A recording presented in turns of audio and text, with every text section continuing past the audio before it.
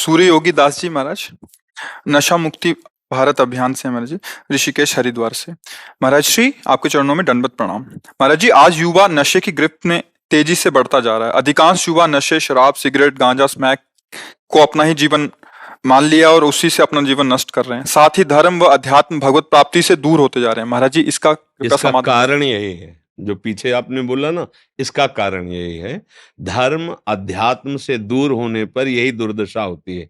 जिस समाज में, जिस घर में, जिस व्यक्ति में, जिस देश में अध्यात्म का राज्य नहीं होगा, अध्यात्म का शासन नहीं होगा, शास्त्र और संतों के वचनों का शासन नहीं होगा, वो कोई भी हो, कहीं भी हो, फिर दो ही तो बचे ना, एक माया और एक सतमार्ग। सतमार्ग की ना बात सुननी है, ना सतमार्ग का आदर करना है, ना सतजनों का किसी भी तरह से मन से वर्ण कर। परिणाम क्या होगा? असत चिंतन, असत। तो फिर बुद्धि को कैसे बचाया जा सकता है माया के आकर्षण से?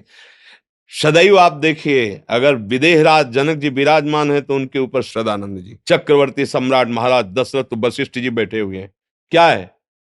राजनीति के ऊपर धर्मनीति विराजमान है, अध्यात्म विराजमान है। ये मूर्तिमान अध्यात्म है। ऐसा कौन होगा जो वशिष्ठ जैसा अध्यात्म का ज्ञाता हो?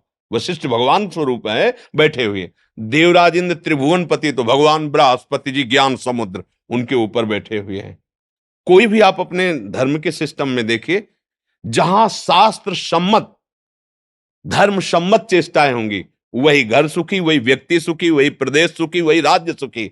आज हमारी नई जवानजन है, वो ना तो शास्त्र पढ़ना है, ना शास्त्र सुनना है। और बच्चे जो संत जन कृपालु हैं, उनके लिए ऐसे सीरियल, ऐसे नौटंकी नाटक बनाए जाते हैं कि संत को देखते लगता है भिखारी हैं, ये फ्रॉड हैं, ये केवल मतलब पैसा लूटने वाले या व्यभिचार करने वाले या जो भी जैसा।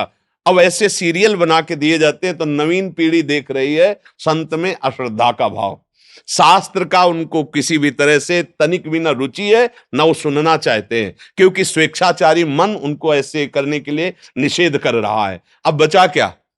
यही बचा, कुकर्माचरण करो और मनमानी व्यसन करो और गुरुजनों का अपमान करो, बड़े बूढ़ों का अपमान करो, स्वच्छंद विचरो। वो समझते हैं स्वतंत्रता, जबकि वो काम क्रोध आदि की गुलामी स्वीकार किए हुए हैं। अगर कोई सुधर सकता है तो मति कीरति गति भूति भलाई, जब जे जतन जहां जे पाई, सो जानो सत्संग प्रभाव, लोकों वेद न आन उपाय। खुला कह दिया गोस्वामी जी ने, ना लोक में न वेद में कोई और उपाय नहीं है। अगर संत समागम नहीं होगा, शास्त्र स्वाध्याय नहीं होगा, संत और गुरुजनों की वाणी के अनुसार नहीं चलोगे, तो त्रिभुवन में भी कहीं कोई तुम्हें शांति प्रदान करने वाला, मत कीरति गति, ये कुछ प्राप्त नहीं होगा। ये भ्रष्टाचार बढ़ता चला जाएगा। आजकल जो हमारे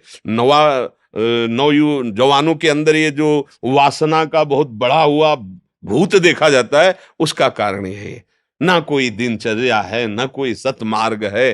देखो, प्रातः काल उठ के रघुनाथा मात पिता गुरु नामे माथा, और जप हो रहा है, थोड़ी देर संध्या वंदन आदि। अब 10 बजे तक सो के उठे, मनमानी आचरण। अच्छा, पहले कभी माता बहनों की तरफ देखने में भी सकुच वाली वृत्तियां थी। अब तो चल रहा है कि कितने तुम्हारे बॉयफ्रेंड हैं और कितने तुम्हारे गर्लफ्रेंड हैं। ये हमारे भाई ना तो समझ में अभी तक आई है और ना हमें कहीं ऐसा शास्त्र में मिला है। ये जो कलयुग ने नई चाल चलाई, तो नौयुवक जन, नवीन पीढ़ी बर्बाद करने के लिए कलयुग ने बहुत अच्छा वो एक मोबाइल चला दिया है कि जिनको मतलब घर बैठे कुसंग प्राप्त हो। अब बैठे बैठे आप देश विदेश की सब बातें देख सकते हैं। तो नौयुवक हैं, बुद्धि खूब चतुर है और भ्रष्टाचार की तरफ बढ़ती चली जा रही, क्योंकि वो उसको समझ रहे हैं कि ये बहुत अच्छी बातें, बहुत सुख देने वाली बातें। धर्म की बातें तो धर्मात्माओं से मिलती हैं, भगवत बातें तो महात्माओं से मिलती हैं। और महात्माओं को जब सीरियल में दिखाई दिया जा रहा है कि फ्रॉड हैं सब, तो अब कौन श्रद्धा करेगा? मतलब काम करना नहीं आता इन लोगों को, भेष बना करके पैसे के लिए, भोगों के लिए ये बाबा जी बन गए। ऐसी धारणाएं नवीन पीढ़ी के दिमाग में बैठा दी गई है और ये नहीं जानते हैं कि समस्त जीवों का परम मंगल एक से हो सकता है, केवल एक से, एक महात्मा के संकल्प से हो सकता है।